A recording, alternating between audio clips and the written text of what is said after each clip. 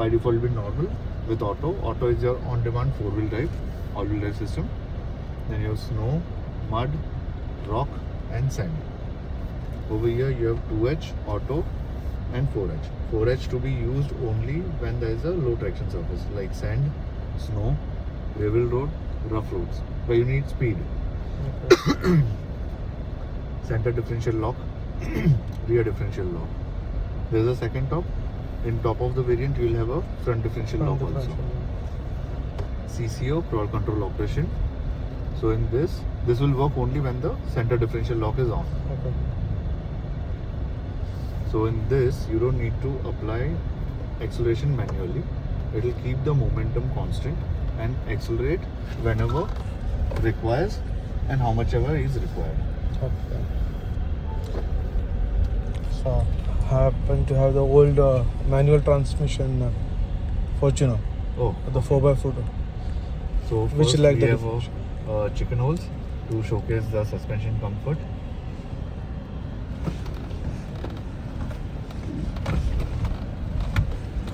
On such a big hook potholes also, you don't have a much of a violent body roll.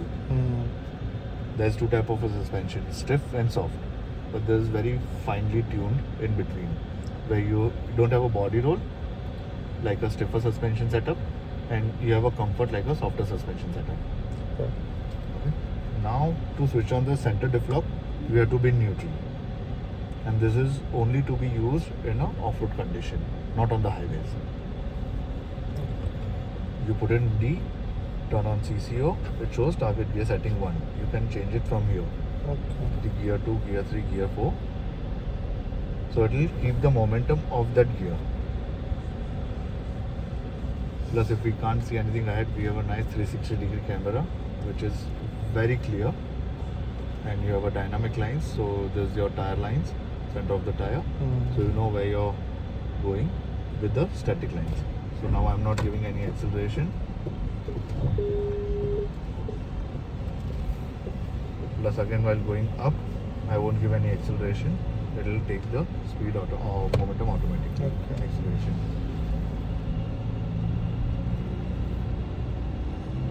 Only to slow down or stop, I'll apply the brake. CCO, you can switch it on and off on the fly. Okay.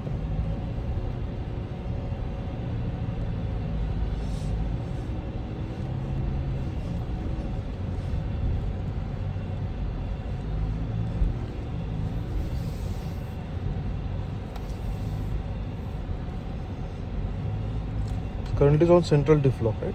Yeah. Okay. So in center diff lock, your 4 low is also activated. Okay. Low range. Again, I'm not giving any acceleration.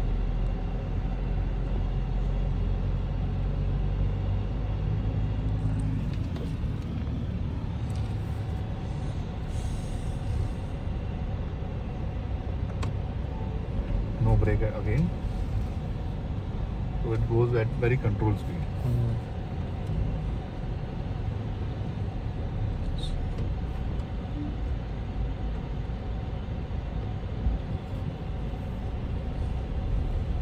Rumblers.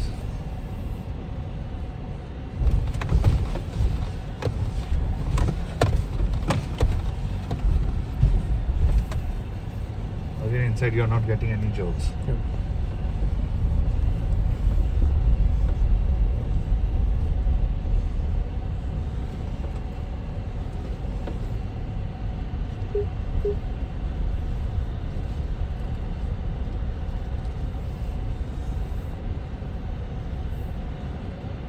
So now we'll switch on the center diff lock again, and we'll switch on the rear diff lock.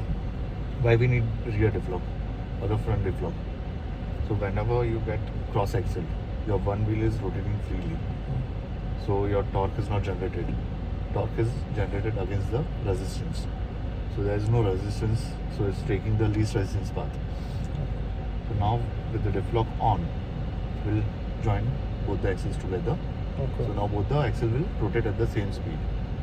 But with the diff lock on, rear and front, you don't take the turn, Okay. because it won't allow both the axle to rotate at a different speed for turning. So only in a straight line. Only in straight line in off-road condition.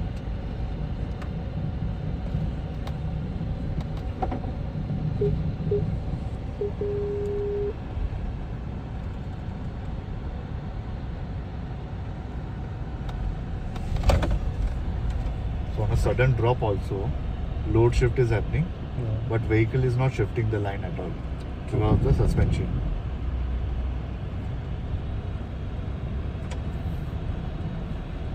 This is superb.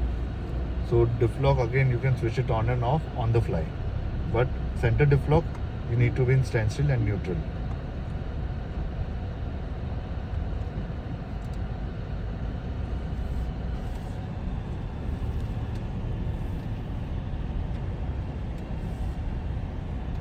There's a positive side inclination.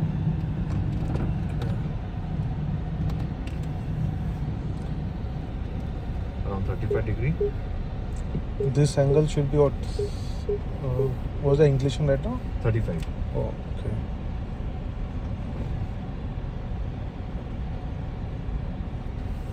There's a body on ladder frame. It's not a monocoque, and it's 6 foot plus tall.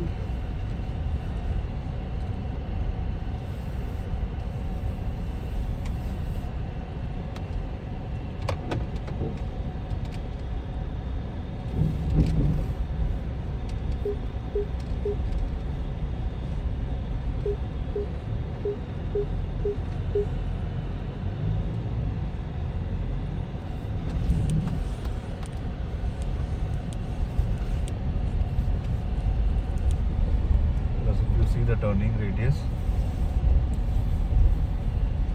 on such a small area, Yeah. effortlessly